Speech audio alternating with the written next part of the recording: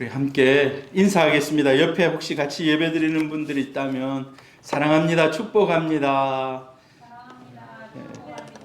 한 번 더 인사합니다. 올 한 해 수고하셨습니다. 네. 정말 이제 1년이 내일 하루 남았습니다. 내일 하루. 올해는 코로나로 시작해서 코로나로 마무리되는 그런 한 해인 것 같습니다. 올 1년을 시작하면서 이렇게까지 심각하게 코로나가 우리를 위협할 줄 정말 몰랐는데 그런 1년이 이 코로나로 인해서 어려움을 겪게 되고 최근 12월 들어서 우리나라는 거의 매일 1000명대의 그러한 코로나 환자들이 발생하고 있어서 이게 참 심각한 이런 마무리 2020년을 마무리하고 있다라는 그런 생각이 됩니다. 여러분 하루 남았지만은 건강하게 또 내년도 뜻을 또 계획을 세워보면서 내일 하루도 잘 보낼 수 있기를 주의 이름으로 축복합니다. 내일 송구 영신 예배가 있습니다. 밤 10시에 오실 수 있는 분들은 오셔서 이곳에서 함께 예배 드렸으면 좋겠습니다. 우리가 1년의 마지막을 하나님의 은혜를 기억하면서 또 우리가 내년도를 하나님의 은혜를 기대하면서 함께 예배하며 그렇게 1년을 마무리했으면 좋겠다는 그런 생각이 됩니다. 할렐루야. 자, 오늘은 계속해서 갈라디아 6번째 강해 시간 바울 사도와 베드로 사도의 만남, 바울과 베드로의 그런 만남에 대해서 만남이 어떤 의미가 있었는지에 대해서 한번 좀 살펴보기를 원합니다. 여러분은 이 믿음 안에서 굉장히 만나고 싶었던 그런 분들이 있습니까? 옛날 제가 그런 생각이 들더라고요. 제가 군 생활하면서 해군에 배를 탔는데 예배를 잘 못 드리잖아요. 배를 타고 출동 나가면 한 달 동안 남해, 서해, 동해로는 잘 안 갔는데 남해와 동해를 이렇게 돌면서 한 달 동안 바다에 떠 있어요. 예배를 좀 드릴 수가 없어요. 참 예배를 드리고 싶더라고요. 그래서 혼자 숨어서 이 성경을 읽고 하는데 문득 그런 생각이 들더라고요. 하나님, 제가 천국에 가면 베드로 사도도 만나보고 싶고 바울 사도도 좀 만나보고 싶습니다. 그들은 어떤 모습을 하고 있을까요? 그런 생각이 많이 들었어요. 또 이제 제가 2006년도인가 그 부활절 연합예배가 있어요. 부산의 부활절 연합예배를 사직동에 있는 사직 실내체육관에서 하는데 그때 2006년인가 2007년인가 정확하진 않습니다만 김중권 목사님이 오셔서 CCC 대한민국 그 대표 김중권 목사님 오셔서 연합 집회를 주강사로 섬겼는데 그분이 온다는 소식을 듣고 한 달 전부터 마음이 설레는 거예요.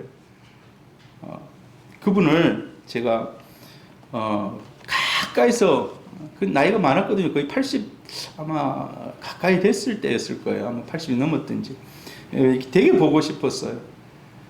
그래서 그 현장에서 부활절 연합예배 현장에서 그분 설교하시는 모습을 보면서 너무 가슴이 벅찼어요. 그러면서 하나님 저분의 영성을 저에게도 허락해 주십시오. 저분이 만났던 그 하나님을 저도 동일하게 만나기를 원합니다. 그랬던 기억이 생생합니다. 여러분은 혹시 믿음의 선배들 중에 보고 싶고 만나고 싶었던 그런 사람들은 없습니까? 오늘 본문에 보면은 바울이 다메섹으로 가서 3년간 신앙에 스스로 이 수도원 같은 수도원은 아니지만 광야로 나가서 3년간 다시 한번 말씀을 깊이 연구하고 하나님을 만나는 그런 시간을 가지고 나서 다시 이제 다메섹으로 돌아옵니다. 원래 그가 처음 만났던 곳이 다메섹이었습니다. 다메섹. 그래서 다메섹에서 돌아와서 자기의 할 일이 사도 베드로를 만나러 가야 되겠다 결정을 합니다. 사도 베드로를 만나서 교제하기를 원하는 그런 마음이 생겼어요. 자, 사도 바울이 그래서 예루살렘을 방문합니다. 그래서 오늘 그 예루살렘 방문했던 거를 이 갈라디아 성도들에게 얘기하고 있어요. 다메섹에서 예수를 만난 지 3년이 지났습니다. 그러니까 이제 어느 정도 초신자는 벗어난 겁니다. 이제 여러분 한 3년 지나면 이제 초신자는 벗어나잖아요. 그래서 그는 그 이전부터 유대교를 깊이 연구하고 알고 있던, 그래서 이제 예수와 구약의 관계를 새로 정립한 겁니다.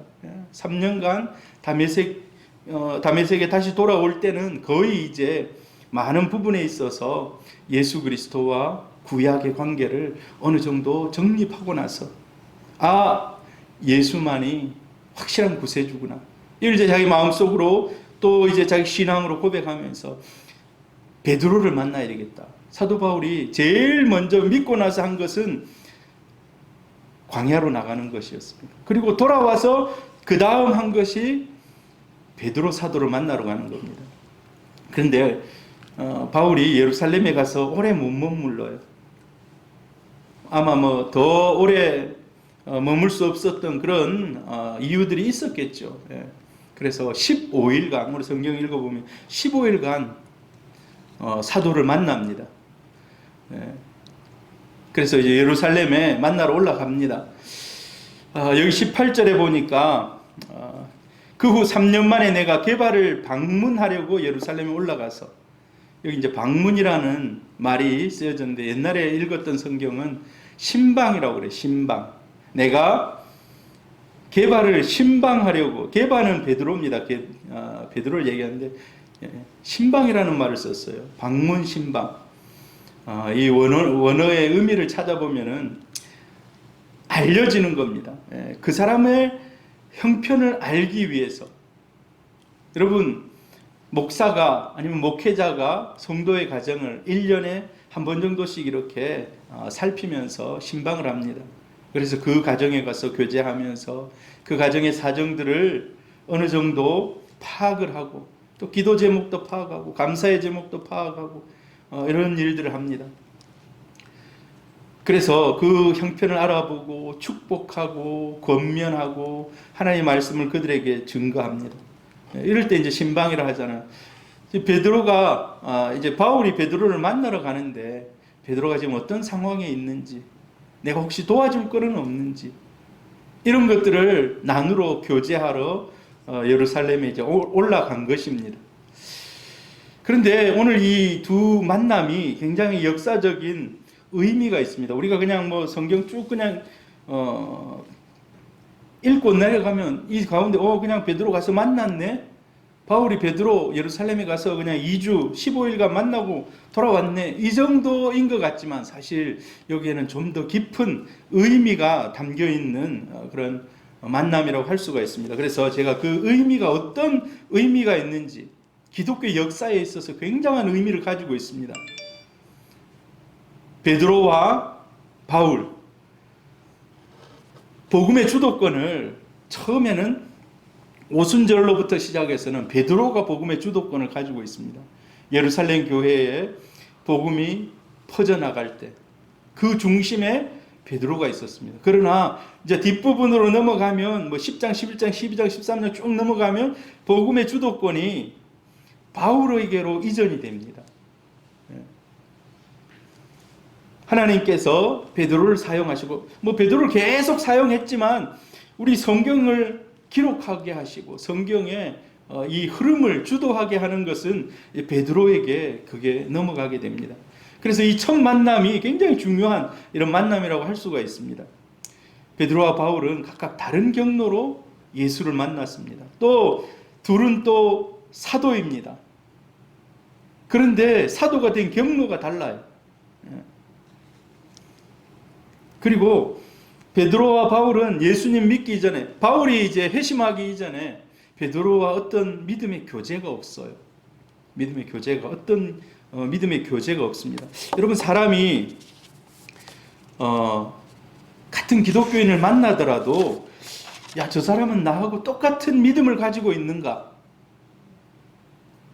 아니면 예수 믿는 사람이라고 하는데 나는 장로교인데 저 사람도 같은 장로교 교인인가? 아니면 감리교 교인인가? 뭐 침례교 교인인가? 여러분, 이런 신앙의 색깔의 차이가 약간 있습니다. 아니면 저 사람은 아예 이단인가? 이런 차이들이 있을 수 있습니다. 우리나라에 기독교가 아주 오래전에 8세기, 9세기경에 이 신라 시대 때 기독교가 이게 이 신라에 전파가 되었다고 그래요. 여러분, 경주에 가보면 돌 십자가가 표시되어 있습니다. 돌 십자가가. 자, 석굴암 근처 가보면 돌 십자가가 표시되어 있어요. 또 십자가 무늬, 장식이 여러 군데에서 발견돼요. 왜 그렇겠습니까? 그 당시에 크게 부흥하진 않았지만 이 기독교가 전파가 된 거예요. 그런데 그 전파된 경로가요, 그 당시에는 경교라고 불렀어요. 경교. 당나라에 먼저 기독교가 전파가 됐습니다. 근데 그 종교가 경교라고 우리가 쉽게 부르는데, 사실 이 경교는 네스토리우스 학파에서 전달한 겁니다. 기독교 이 주류 중에서 벗어난 학파 중에 네스토리우스 학파가 있어요. 이 사람들은 삼위를 부정합니다. 삼위. 우리 기독교의 가장 근본은 삼위 하나님을 인정하는 것입니다. 근데 이 경교는 삼위를 부정해요. 그래서 이 사람들이 저 중동에서 본류에서 본류에서 기독교에서 밀려나요.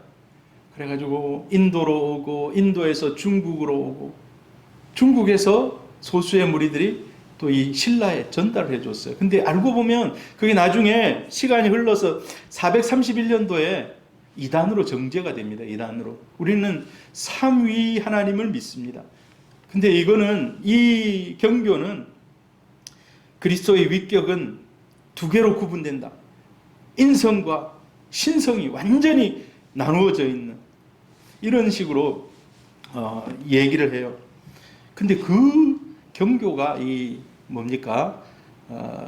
당나라를 통해서 또 신라까지 전달이 되었다는 것입니다.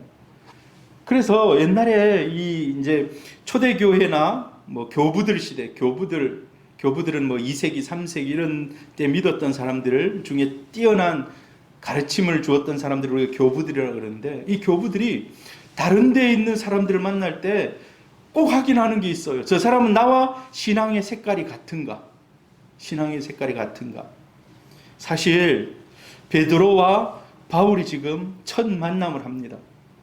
첫 만남을 하는데 과연 베드로의 예수님이 바울의 예수님과 바울의 하나님 똑같은지 이 첫 만남에서 이걸 확인해야 되는 거예요. 어찌 보면 굉장히 중요한 일입니다. 두 사람이 만난 예수는 동일한 예수인가? 두 사람이 전한 복음은 동일한 복음인가? 이걸 확증해야 되는 거예요. 그래서 바울이 베드로를 먼저 만나고 그 다음에 야고보를 만납니다. 모르겠어요. 다른 사도들도 만나고 싶었을 거예요. 근데 못 만났다고 얘기해요. 딱 두 사람 만나요. 베드로와 야고보 두 사람밖에 못 만나요. 그때 아마 흩어져 있었던 것 같아요. 아니면 또 선교지로 나가고 막 이런 일들이 있었던 것 같아요. 그래서 딱 두 사람 만나요. 베드로와 야고보. 우리가 베드로 너무 잘 알고 있습니다. 3년 6개월 동안 예수님의 공생에 참여했습니다. 이 야고보는 사도 야고보가 아닙니다. 우리가 성경 읽어보면 예수님의 12제자 중에 야고보도 있어요. 근데 이 야고보가 빨리 죽어요. 순교해요. 이 야고보, 여기 바울이 만난 야고보는 예수님의 예수님의 동생입니다. 예수님의 동생. 예수님을 제일 가까이서 봤던 동생. 이 두 사람을 만나는 거예요. 우리가 베드로를 잘 알고 있습니다. 갈릴리에 고기 잡던 어부였습니다. 근데 예수님이 불러주셨어요. 그래서 예수님과 함께 3년 6개월 정도의 시간 동안 기적의 현장에 함께 있었습니다. 예수님을 바로 지척에서 하신 모든 일들을 봤어요. 예수님이 핍박당하고 또 예수님을 미쳤다 하고 막 이런 일들도 일어납니다. 그때 사람들이 막 떠나가요. 너희도 가겠느냐라고 물어봤을 때 베드로 이렇게 얘기합니다. 영생의 말씀이 주께 있사오니 우리가 어디로 가리이까?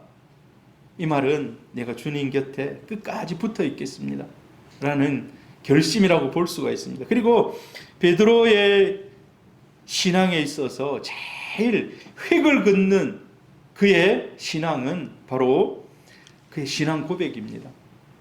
우리가 잘 압니다. 주는 그리스도시요 살아계신 하나님의 아들이십니다 라는 이 고백, 영원 가운데 남을 그런 고백을 합니다. 그리고 예수님이 십자가에 돌아가시는 거, 나중에 예수님이 부활하시고 하는 이런 모든 것을 다 곁에서 봅니다. 그리고 부활하신 후에 예수님이 친히 얘기합니다. 너는 내 양을 먹이라. 내 어린 양을 먹이라. 교회를 그에게 부탁합니다. 믿음의 성도들을 그에게 부탁합니다.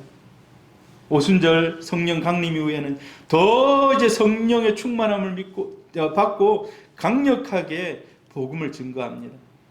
완전히 성령에 사로잡혀서 복음의 전도자가 됩니다. 감옥에 가는 것을 두려워하지 않고 매를 맞는 것을 두려워하지 않고 자기 목숨을 아끼지 않고 복음을 전합니다. 그리고 야고보도 만났어요. 야고보를 만난 겁니다. 이 야고보는 예수님의 아우입니다. 예수님의 아우.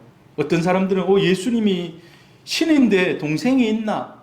라고 얘기하는 사람들이 있습니다. 이제 자세히 잘 모르는 사람들은. 그런데 성경에 분명하게 예수님의 동생이 있었다고 얘기해요. 예수님의 동생이 있었다고 얘기하는데 성경을 한번 같이 읽어봅니다. 마가복음 6장 3절 시작. 이 사람이 마리아의 아들 목수가 아니냐? 야고보와 요셉과 유다와 시몬의 형제가 아니냐? 그 누이들이 우리와 함께 여기 있지 아니하냐 하고 예수를 배척한지라. 여기 보면요, 예수님의 동생들이 기록이 되어 있어요. 최소 4명 이상. 야고보, 요셉, 유다, 시몬. 남자 형제예요. 그 다음에 그 뒤에 보면 그 누이들, 여자들도 있었다는 거예요. 예수님의 마리아가 낳은, 요셉과 마리아 사이에 낳은 자녀 중에 남자는 최소 예수님 말고 4명이 더 있었어요. 그런데 이제 딸들은 몇 명 있는지는 정확하게 밝히지 않아요. 그 누이들도 우리와 함께 있었다라고 얘기해요. 요한복음 7장 5절에도 쭉 얘기를 풀어나가면서 그 형제들까지도, 예수의 형제들을 얘기합니다. 예수의 형제들까지도 나중에 예수를 잘 안 믿었다. 처음에는 예수님이 공생에 시작하면서 막 기적을 행하고 사람들을 모아놓고 가르치고 하니까 우리 형이 미쳤나 이렇게 생각하는 거예요. 갑자기 왜 저러지 하면서 잘 안 믿었다는 겁니다. 마가복음 3장 20절 같이 읽어보면 시작. 예수의 친족들이 듣고 그를 붙들러 나오니 이는 그가 미쳤다 하밀러라. 갑자기 예수가 공생애를 시작하면서 사람들을 모아놓고 막 전도를 하고 하나님 나라의 복음을 전하고 회개하라 천국에 가까웠다 얘기하고 문둥병자를 고치고 막 이런 일들을 막 하니까 친척들이 저 뭔 일이고 정말 저 미친 거 아닌가 뭐 이렇게 얘기를 하는 거예요. 여러분 한번 생각해 보세요. 제가 갑자기 목사가 된다 하니까 막 장모님이나 어머님이 니 왜 그러노 하면서 막 했던 생생합니다. 근데 그건 아무것도 아니에요. 예수님이 갑자기 나타나서 사람들에게 회개하라 천국에 가까웠다 얘기하고 내가 이 땅에 온 메시아다 얘기하고 막 하나님의 아들 이 얘기를 하는데 도저히 자기들의 이 생각 속에 그걸 받아들일 수가 없는 거예요. 그래서 뭐라고 얘기합니까? 미쳤다 미쳤어 미쳤다 이 얘기하는 거예요 지금. 고린도전서 15장 7절에 그러면 이 야고보는 언제 예수를 믿게 되었는가? 예수가 자기 육신의 형이지만 하나님의 아들이시다. 그분은 하나님의 아들이시다. 믿게 된 거. 고린도전서 15장 7절 같이 읽어봅니다. 시작. 그 후에 야고보에게 보이셨으며 그 후에 모든 사도에게와 이 야고보에게 보이셨다. 이 말은 부활 후에, 고린도전서 15장은 부활장입니다. 부활장을 얘기하면서 부활하신 모습을 야고보에게 동생에게 보여줬다는 거예요. 이제 우리 형이 저렇게 이상한 짓 하고 돌아다니다가 결국 십자가에서 죽었구나, 끝났다라고 생각하는데 부활하셔가지고 동생에게 나타난 거예요. 부활의 모습으로. 그때 비로소 야고보가 예수를 나의 주 나의 하나님으로 고백했다는 거예요. 자기 육신의 형이지만은 저분은 육신의 형일 뿐만 아니라 이 땅에 오신 하나님 아들이다 라고 고백한 겁니다. 그래서 갈라디아서 2장 9절에 보니까 같이 읽으면 시작. 또 기둥같이 여기는 야고보와 게바와 요한도 내게 주신 은혜를 알므로. 이게 무슨 말이냐면 예루살렘 교회 지도자들을 쭉 열거하고 있는 거예요. 베드로, 요한, 야고보 이렇게 얘기하면서 그 중에서도 야고보가 특별한 열심을 가지고 교회를 섬기는 거예요. 여러분, 교회에 성도들이 100명, 200명, 1000명, 10,000명 됩니다. 그런 교회가 이제 이렇게 점점 부흥할 수 있죠. 그러나 핵심적으로 교회를 섬기는 성도들은 많지 않아요. 보통 2대8, 100명이면 20명이 진짜 열심히 있는 그런 성도들이고 80은 그냥 좀 믿음이 좀 약한 성도들. 그런데 야고보는 부활하신 예수님을 믿고 나서 그 예수를 만나고 나서 완전히 예루살렘 교회의 주춧돌 같은 핵심 인물이 되었다는 겁니다. 할렐루야. 우리가 처음에는 예수를 어떻게 믿는 그런 모습들이 다 다릅니다. 그리고 처음에 저 사람 예수 열심히 잘 믿을까?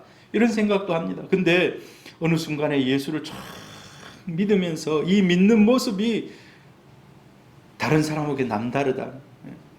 야고보가 그랬다는 거예요. 야고보. 육신의 형이지만은 완전히 살아계신 하나님이신 줄 믿고 자신의 모든 것을 바쳐서 이 예수 그리스도를 위해서 일한 겁니다. 우리가 이제 사도행전 15장에 보면 1차 선교 여행을 갔다가 바울이 와서 보고를 해요. 그때 예루살렘 교회에 담임 목사처럼 주도권을 가지고 그 교회를 이끌고 있는 사람이 누구였는가? 바로 야고보였다는 겁니다. 야고보가 그 교회에, 예루살렘 교회의 핵심 지도자였다는 것입니다. 그래서 거기서 의장 역할을 합니다. 의장, 대표 역할을 해요. 야고보의 별명이 여러분 무엇인지 아십니까? 야고보의 별명이 낙타무릎입니다. 낙타무릎. 여러분 낙타 보신 적 있어요? 낙타무릎 본 적 있습니까? 낙타무릎은요, 낙타는 이렇게 서서 가지만 보통은 이렇게 또 이제 뭐 짐을 싣고 할 때 이 다리를 반으로 이렇게 접어서 이렇게 땅에 댑니다. 늘 땅에 대기 때문에 여기가 없어요. 완전히 뼈밖에 없어. 뼈밖에. 딱딱한. 그런데 야고보 별명이 낙타무릎이었다는 것입니다. 왜 낙타무릎이 되었겠습니까? 그만큼 많이 기도했다는 거예요. 늘 기도했다는 거예요. 그 초대교회의 어려운 상황 가운데 이 상황을 돌파해 나갈 수 있는 것은 오직 기도밖에 없었다는 겁니다. 여러분, 2020년 여러 가지 어려움이 있고 헤쳐나가야 할 많은 일들이 있고 또 우리가 2021년을 맞이해야 되는데 기도의 무릎이 더 많아지기를 축복합니다. 요즘에 새벽에 우리 김성봉 집사님, 윤진규 집사님, 그래도 우리 남자분들이 오셔서 이 기도해 주니까 정말 좋아요. 사실 뭐 제가 인도도 요즘 안 해요. 근데 6시부터 7시까지 CGN TV에서 나오는 세일에 특별 새벽 기도에 그냥 영상 틀어놔요. 그래도 와서 그 영상 보면서 기도하고 미리부터 와서 기도하고 있고 하나님이 은혜를 주실 줄 믿습니다. 야고보가 그랬다는 거예요. 야고보가 늘 하나님 앞에서 무릎 꿇고 기도하고 어려움을 기도로 돌파했다는 거예요. 그래서 그의 별명이 낙타무릎이에요. 낙타무릎. 예. 이 야고보는 AD 62년경에 돌에 맞아서 순교합니다. 돌에 맞아서 결국은 순교하지만 초대교회를 약 한 30년 정도, 예수 이후 30년 정도 초대교회의 모든 것을 거의 책임지고 예루살렘 교회를 이끌고 갔던 인물입니다. 사실 베드로가 그 역할을 해주면 좋았겠다 생각하지만 베드로는 전도하러 다녔어요. 전도, 이방에 전도하러. 그리고 베드로도 로마까지 가서 거기서 순교합니다. 이 예루살렘 교회는 누가 맡았는가? 이 야고보가 맡았다는 거예요. 자, 여러분, 제가 지금 누구에게 무슨 얘기를 하고 있는 겁니까? 지금 바울이 베드로와 야고보를 만났다고는 그 얘기를 제가 지금 하고 있는 겁니다. 베드로와 야고보를 만났다는 것.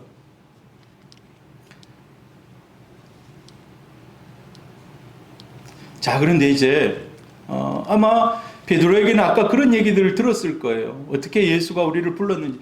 여러분, 바울의 제일 약점이 뭡니까? 바울의 약점. 바울의 약점은 예수를 직접 보지 못했다는 거예요. 눈으로. 환상 가운데 보았지만 직접 예수의 공생의 기간에 동참하지 못했다는 거예요. 그게 제일 약점입니다. 그래서 사도권이 흔들려요. 나중에 이제 우리가 지난번에 고린도전서 이렇게 살폈습니다만, 당신 진짜 사도냐? 왜 사도인데 예수와 함께 안 다녔느냐? 이런 얘기들이 이제 사도권이 얘기들이 있습니다. 근데 그런 얘기를 누구를 통해서 들었는가? 바울은 베드로를 통해서 다 들은 겁니다. 이 2주 동안 있으면서 그 얘기들을 계속해서 들으면서 예수가 이 땅에서 어떤 생애를 살았으며 어떤 일들을 했으며 그가 알고 싶었던 것 다 물어봤을 거예요. 그리고 아마 자기는 또 이런 얘기들을 했을 거예요. 바울이 또 내가 예수 믿기 이전에 어떤 일들을 했는지. 바울은 사실 박해자였습니다. 스데반이 죽을 때 제일 앞장서서 동조했습니다. 그 이외에도 많은 기독교인들을 박해하지 않았습니까? 그 일들을 얘기했을 거예요. 그리고 결정적으로 다메섹에서 주님을 만난 이야기를 한 겁니다. 다메섹에서 내가 왜 그 배척하던 예수께 돌아섰는가? 그건 다른 것이 아니라 다메섹에서 예수가 나타나서 환상 가운데 나를 만나 주셨다. 내가 예수를 똑똑히 환상 가운데 보고 예수께 모든 삶을 던졌다라고, 그리고 복음의 증인이 되었다라고 얘기하는 겁니다. 여러분, 이제 우리가 잠시 바울과 베드로, 야고보의 만남을 이렇게 살펴보았습니다. 여러분, 예수 믿는 사람들끼리는요, 그래서 만나면 당신 예수 믿습니까? 나도 예수 믿습니다 하고 우리가 동일한 이런 예수 믿는 이것이 확인되면은요, 급속하게 친해집니다. 금방 친해져요. 믿음이 하나이기 때문에. 우리 예수 믿는 사람들끼리도 만날 때 서로의 믿음을 간증할 수 있기를 바랍니다. 믿음을 간증할 수 있기를 바라요. 제가 새벽기도 마치고 이제 요즘 가끔 이제 우리 김성봉 집사님하고 아침에 같이 누룽지도 한 번씩 먹으면서 이렇게 얘기를 하는데 서로 믿음들을 간증해요. 어떻게 예수 믿었는지, 어떻게 저 기도원에 가서 자기가 하나님께 기도했던 이런 얘기들, 또 인생에 실패했던 얘기들. 여러분, 그런 건 필요합니다. 서로의 믿음을 간증해야 돼요. 어떻게 하면 돈 많이 벌 것인가, 이런 얘기, 그런 것만 너무 신경 써서는 안 돼요. 예수 믿는 사람들은 내가 어떻게 예수 믿었고 예수를 믿고 나서 어떻게 살아왔으며 어떻게 내 인생의 목표를 가지고 예수를 위해서 헌신하며 살아갈 것인지에 대해서 우리가 얘기를 나누어야 합니다. 여러분은 어떻게 예수를 만났습니까? 또 내가 만난 예수를 어떻게 또 이야기하고 있습니까? 그리고 지금은 어떤 마음 가지고 여러분이 삶을 살아가고 있습니까? 여러분, 우리가 예수 믿는 사람들끼리 만나면 이런 얘기들을 해야 될 줄 믿습니다. 그리고 나는 이런 사명을 가지고 있습니다. 자기의 사명이 무엇인지 나와 같이 얘기하고 있는 그 사람, 그 사람의 사명은 무엇인지. 그래서 그를 위해서 기도해주면 그때부터는 주 안에서 동력자가 되는 줄 믿습니다. 인생의 동력자, 사역의 동력자, 교회의 동력자가 되는 것입니다.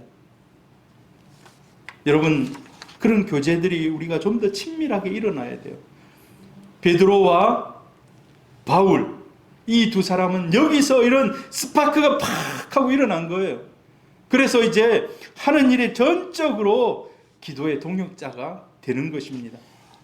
우리 사람들끼리 만날 때 서로 복음의 일꾼인 것을 일깨워 주시기를 바랍니다. 서로를 격려하고 서로를 위해서 이끌어주고 서로가 잘 되도록 뒤에서 밀어주는 그런 역할들을 해야 되는 것입니다.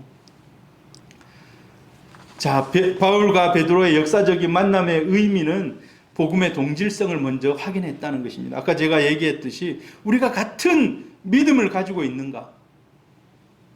당신이 믿는 그 믿음이 나하고 같은 믿음인가?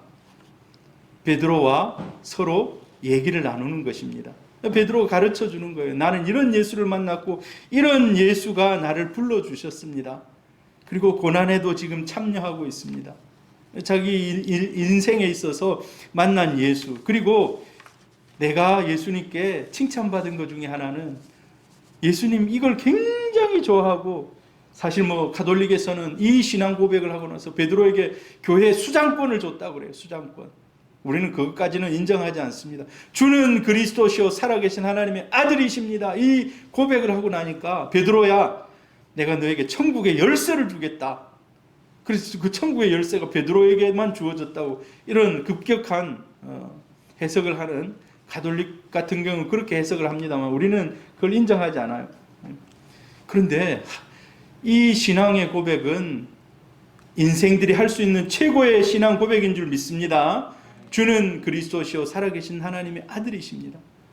이 얘기도 아마 바울에게 해주었을 것입니다. 바울은 아마 이런 것을 자기가 모르겠어요. 어렴풋이 생각을 하고 있었는지는 모르겠지만 베드로가 이렇게 얘기를 했을 때 예수님께서 칭찬하시고, 바요나 시몬아 네가 복이 있도다. 이 신앙을 고백한 것은 인간이 아니라 내 속에 있는 하나님이 하게 하셨다라고 칭찬해 주는 겁니다.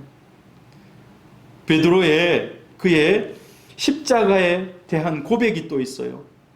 같이 한번 보이면 읽어봅니다. 시작. 너희가 알거니와 너희 조상이 물려준 헛된 행실에서 대속함을 받은 것은 은이나 금같이 없어질 것으로 된 것이 아니요 오직 흠없고 점없는 어린 양 같은 그리스도의 보배로운 피로 된 것이니라. 제가 저 빨간 줄을 쳐놨는데요. 대속함을 받은 것은, 우리가 죄 가운데 대속함을 받은 것, 죄를 속죄함을 받은 것은 오직 흠없고 점없는 어린 양 그리스도의 보배로운 피로 된 것이다. 이게 복음의 핵심인 줄 믿습니다. 복음의 핵심이에요. 이 얘기들을 이제 베드로와 바울이 교제하는 겁니다. 바울은 예수의 생애를 목격하지 못한 그런 안타까움이 있습니다만은, 그래서 예수를 배척합니다. 예수 믿는 사람들을 오히려 죽이려고 하고 멸망시키려고 합니다. 그런데 이제 이 얘기를 해줬을 거예요. 이 얘기 9장 4절 같이 읽어봅니다. 시작. 사울아 사울아 내가 어찌하여 나를 박해하느냐?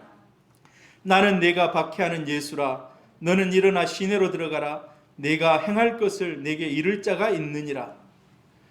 예수가 나타나서 자기를 이렇게 불러주셨고 내가 너에게 행할 일을 가르쳐 주겠다. 그리고 중요한 게 아나니아를 통해서도 얘기했습니다. 같이 읽어봅니다. 시작.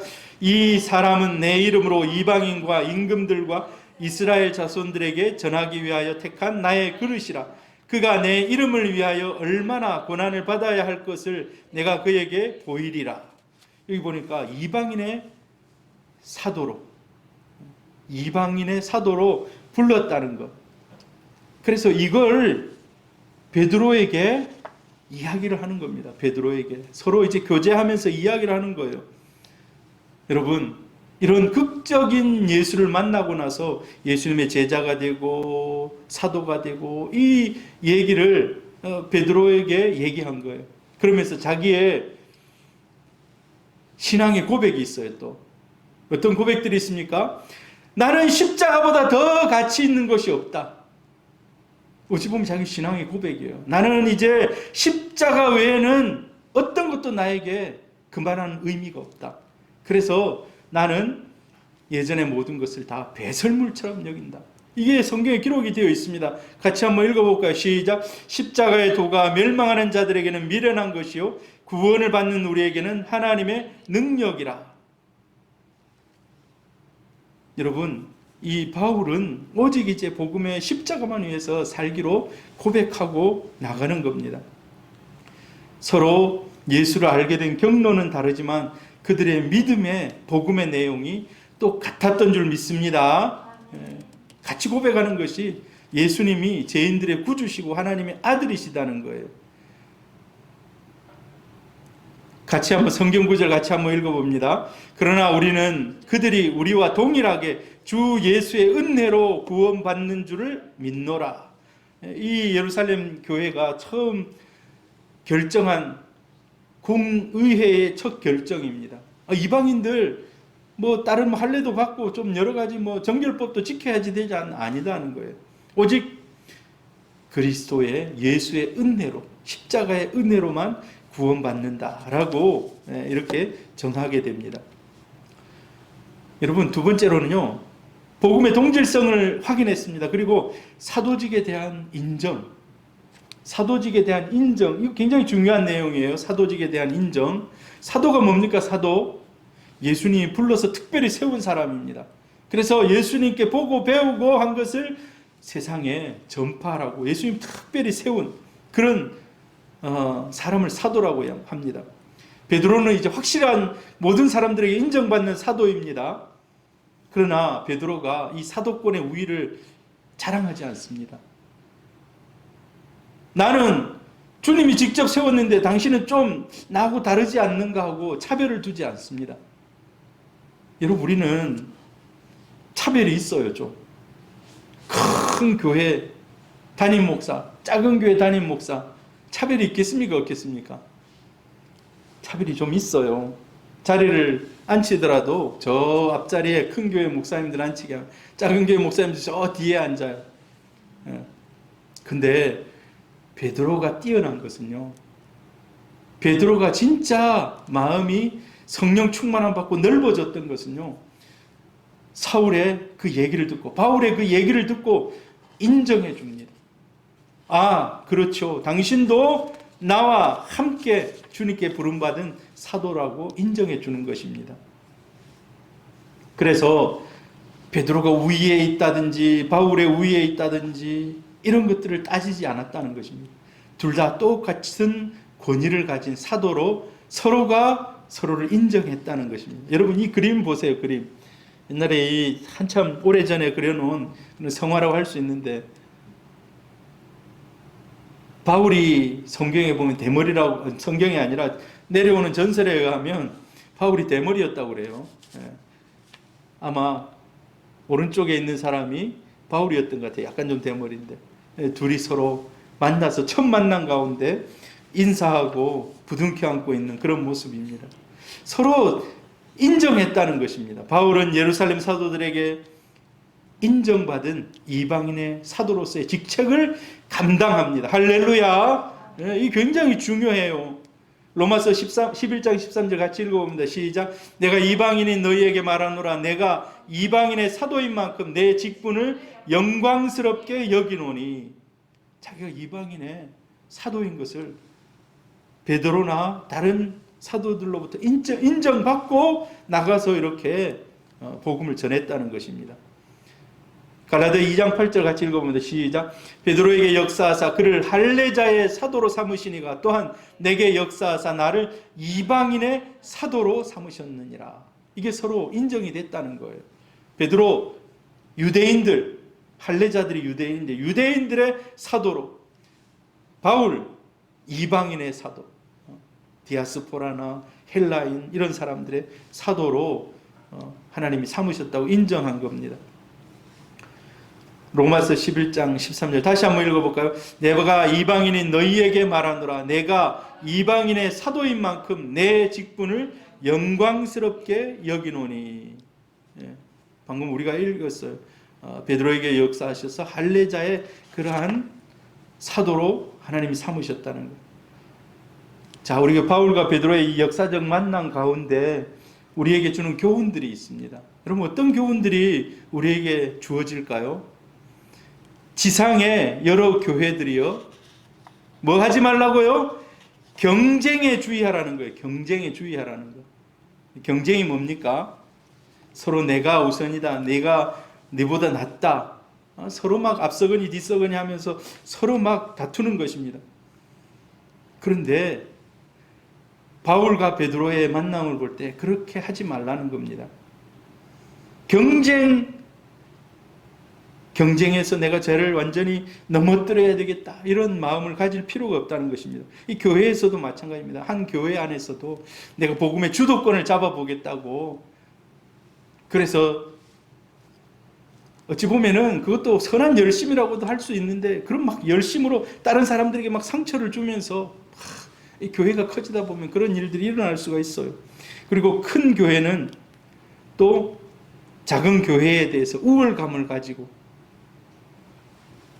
여러분, 시골 교회도 하나님이 기뻐하는 교회 중에 교회인 줄로 믿습니다. 도시교회도 마찬가지예요. 도시교회도, 우리 새소망교회도 작지만은 하나님이 기뻐하는 교회인 줄로 믿습니다. 그래서 지상의 교회들에 내가 당신들보다 낫다라고, 내가 우선이다라고, 또 어떤 사람들은 그래요. 장로교가, 오직 장로교인만 천국 간다, 이런 사람들도 있어요. 그런데 나중에 천국 가서 진짜 장로교 아닌 사람들이 와 있으면 어떻게 하겠습니까? 이런 우월주의, 이런 것들을 다 배격한다는 겁니다. 또 우리에게 주는 교훈이 어떤 교훈이 있습니까? 자기가 속한 교회에 대한 자긍심을 가지라는 것입니다. 이 세상에 있는 교회는 다 주인이 주님이신 줄로 믿습니다. 내가 나의 교회를 세우리니 라고 얘기해요. 예수님께서 이 세상에 있는 모든 교회는 내가 나의 교회라고 얘기해요. 나의 교회. 여러분, 우리 새소망교회 자긍심을 가지시기를 바랍니다. 우리가 비록 성도들은 많지 않습니다만은, 그러나 주님이 주인 되어 주시고 여기까지 인도하시고 앞으로 우리를 614 300 이상을 뛰어넘어 복음의 증거자로 세우실 주님이신 줄 믿습니다. 우리 새소망교회 여러분, 자긍심을 가지시기를 바랍니다. 자긍심. 제가 지난번에도 한번 얘기했죠. 요즘에 전도하기가 힘들잖아요. 근데 지난번에 물고기를 몇 마리 이렇게 가져왔는데, 이 물고기들이 하루를 멀다 하고 자고 나면 새끼를 놓고, 자고 나면 새끼를 놓고, 자고 나면 새끼를 놓고, 이 어항 3개에 지금 가득 찼어요. 어항 3개. 그냥 나중에 저한테 신청하면은 제가 한 20마리씩 좀 우리 성도들한테 이렇게 어항에다 작은 어항에다 넣어가지고 좀 주려고 그래요. 근데 제가 그런 생각이 들어요. 하나님, 성도가 이렇게 많아져야 됩니다. 성도가 이렇게 많아져야 됩니다. 지금 거의 뭐 모르겠어요. 이제 한 300마리는 훨씬 넘어섰고, 한 400마리 가까이 하나님이 먼저 이 물고기를 300마리 넘게 하시는데, 하나님, 우리 성도도 이렇게 돼야 됩니다라고 생각합니다. 여러분, 내년 봄쯤에 제가 이 물고기를 좀 드리려고 그래요. 저한테 카톡을 보내든지 문자를 보내시기를 바랍니다. 여러분, 우리가 있는 교회에 자긍심을 가지시기를 바랍니다. 평생 사랑하는 복음의 동역자로서 끈끈한 이 유대감을 가지고 주의 일에 함께 힘쓰는 우리 성도님들 되기를 바랍니다. 하나님께서 필요하면 이렇게 베드로가 주도권을 가지고 있는 이 교회에 하나님이 이방인의 사도인 바울을 보냄으로 인해서 시너지가 확 일어나게 됩니다. 복음이 더 힘있게 아시아와 유럽에 힘있게 퍼져나가게 됩니다. 여러분, 우리 가운데도 사랑하는 성도들이, 또 다른 성도들이 전도되어 오고, 또 다른 믿음의 사람들, 기존에 믿는 사람들 뿐만 아니라 새로운 믿음의 일꾼들이 와서 더 교회가 하나님의 은혜 가운데 차고 넘치고 충만하게 주의 일들 감당하기를 축복합니다. 제가 그런 생각이 들어요. 이 말씀을 준비하면서 하나님, 그렇습니다. 베드로에게 바울이 필요했기 때문에 하나님이 바울을 복음의 일꾼으로 픽업하셔가지고 그 복음의 불덩이를 만들어서 그곳에 넣으셨어요. 여러분, 우리 새소망교회 그런 성도님들이 또 그런 일꾼들이 계속해서 유입되기를 주의 이름으로 축복합니다. 네, 서로가 내가 믿음이 우월하다, 뭐 내가 우선이다, 뭐 이런 그 얘기할 필요가 없어요. 네. 하나님은 똑같은 권위를 가지고 일하도록 하나님이 이 바울과 베드로를 하나 되게 하셨습니다. 우리 사랑하는 성도님들, 2021년도에는 이 일들을 저와 같이 다 함께 힘있게 해나가기를 주의 이름으로 축복합니다. 교회는 작든지 크든지 잘 나가든지 어렵든지 다 주님의 몸인 줄로 믿습니다. 우리 모든 성도들이 바른 신앙 생활 가운데 사명을 이루어가는 축복의 통로 되기를 주의 이름으로 축복합니다.